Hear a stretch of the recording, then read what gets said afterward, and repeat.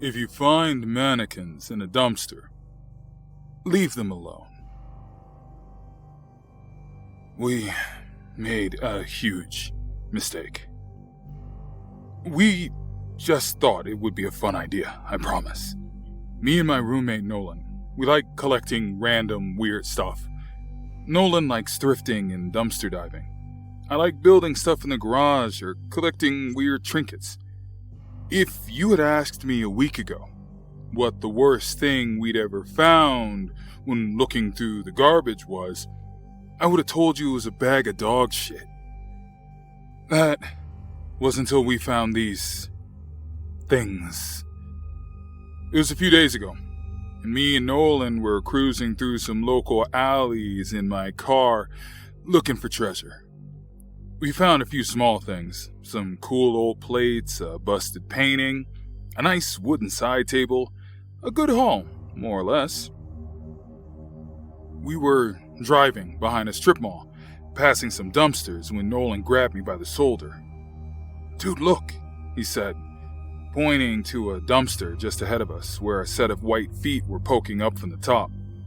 I immediately pulled the car over and parked it in front of the dumpster. We got out, hopped up on the ledge of the dumpster, and I peered inside. Mannequins. Sick. I grinned. "Think we can fit them?" Nolan asked, looking at me. "We'll make them fit. Here, you fish them out. I'll go make space," I said, as I stepped down and popped the trunk of the car. I moved a few of the things we had found so far into the trunk and pointed out that the mannequins could be stacked horizontally in the back seat. There were 3 of them. Definitely not brand new, but not too bad for a dumpster find. A few scuffs and scratches here and there, but it wouldn't be a problem. This was a good enough find to make us return home satisfied with our catch, which we did. We unloaded and stacked everything in the garage and brushed off our new treasure. The mannequins. "What should we do with them?" Nolan asked. We both pondered for a moment. "You know what would be hilarious?" I started. "What if we put speakers in them and made them say creepy shit to scare people?" "That's genius," Nolan smiled, nodding his head. We spent the next hour or two cutting holes in the backs of the mannequins' heads and taping small Bluetooth speakers into them. We found an app that would let us broadcast our voices from our phones directly into the speakers, so we spent the rest of the afternoon playing around with that until we got bored. We sent a few pictures and videos of them off to our friends, who all thought we were crazy. Our other 2 roommates weren't thrilled at the idea of the weird speaking mannequins being part of the household, but we waved them off and told them they'd get used to it. I wish we'd listened to them. It was the next morning, as I was having a cup of coffee and browsing Instagram at the kitchen table, that Nolan came into the kitchen, laughing as soon as he saw me. "You got me good with that one last night," he said. "Huh?" "The mannequin you put outside my bedroom door. Real spooky." "Wasn't me," I said. "Must have been Amy or Sonny, our other roommates." "Yeah, sure, whatever. I'm gonna get you back. Just you wait," Nolan said with a dismissive wave of his hand as he took a cup of coffee for himself and went back upstairs. That day passed as any Saturday would, mostly doing nothing, a bit of cleaning around the house. Later in the evening, we invited a couple of friends over so we could crack open a few beers and have a fire in the backyard. We showed off our mannequins and everyone hated them, except for me and Nolan. We didn't really care though. But we put them back in the house so they wouldn't bother people too much. "Going to the bathroom. Anyone need anything?" I asked, standing up from the fire. 1 or 2 people wanted beers, so I nodded and went inside.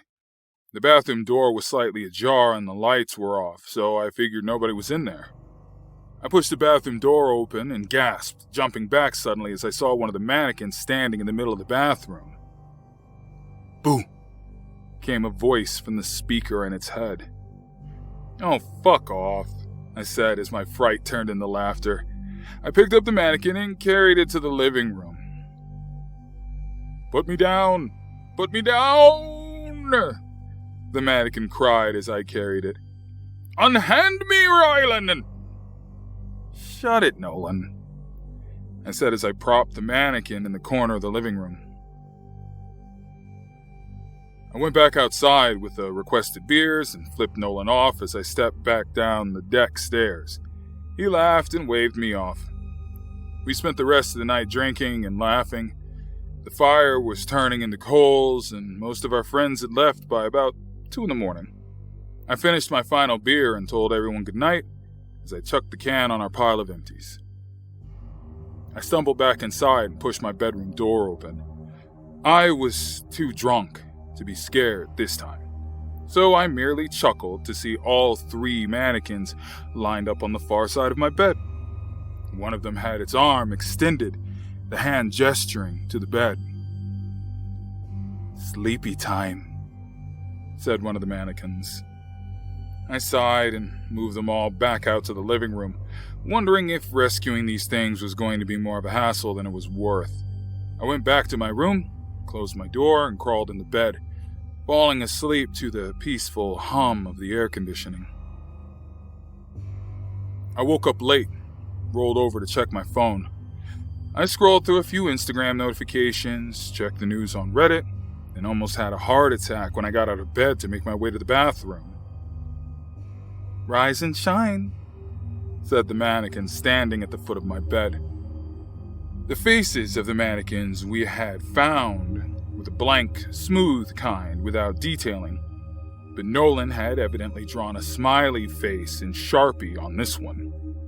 I reached over to my nightstand and angrily threw a copy of Game of Thrones at the mannequin, which hit it square in the chest and sent it toppling over backwards to the ground.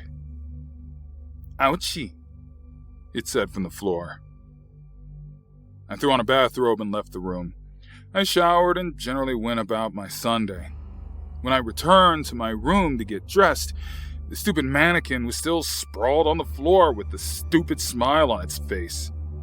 I grabbed it by the arm and dragged it to the living room, where I propped it up with the other mannequins, which now also had smiley faces drawn on their blank, smooth heads.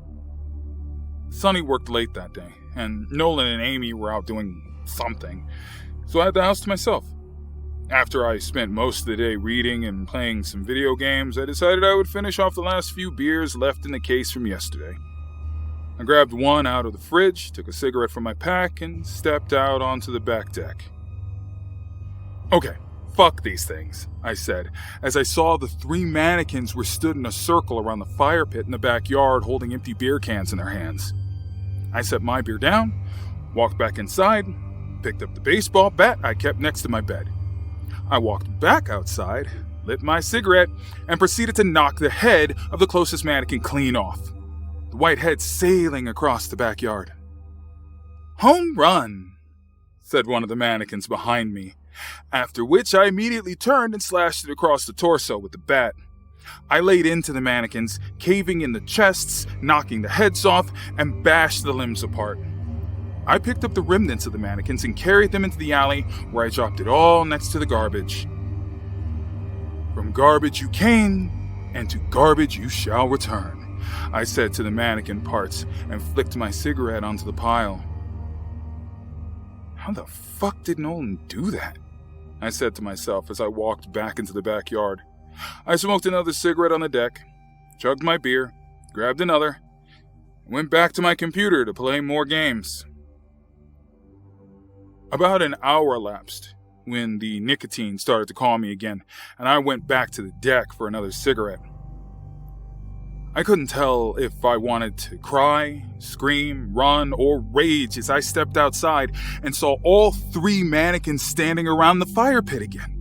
Their heads were all turned to face me, and where before they had smiley faces, now all 3 had frowning faces drawn on in Sharpie. The worst part was they all had duct tape wrapped around themselves, reattaching arms, heads, patching holes, and holding them together where I'd smashed them apart. I stood in stunned silence, blinking, pinching myself, hoping I was dreaming for a good minute. I felt afraid to even take my eyes off these stupid things, so, staring straight at them, I put the cigarette to my lips and lit it, puffing out the initial cloud of smoke. "Ouchie," said one of the mannequins, breaking our staring contest. I immediately strode down the stairs, yanking the garage door open, and grabbed the jerry can of gasoline that I kept for my lawnmower. I went back into the yard, snapped each of the mannequins in half, threw them in the fire pit, doused all of them in gas, and threw my cigarette onto the pile. The entire thing went up in a great rush of smoke, and the heat flashed against me so suddenly I stumbled back from the fire pit. I angrily flipped off the burning pile and sat on one of our deck chairs, silently, angrily watching the fire burn. I knew on the inside that Nolan was probably watching me from somewhere in secret, laughing his ass off at my reaction to these stupid dumpster mannequins. But I didn't care. I hated them at this point, and I didn't give a shit if I looked like an idiot.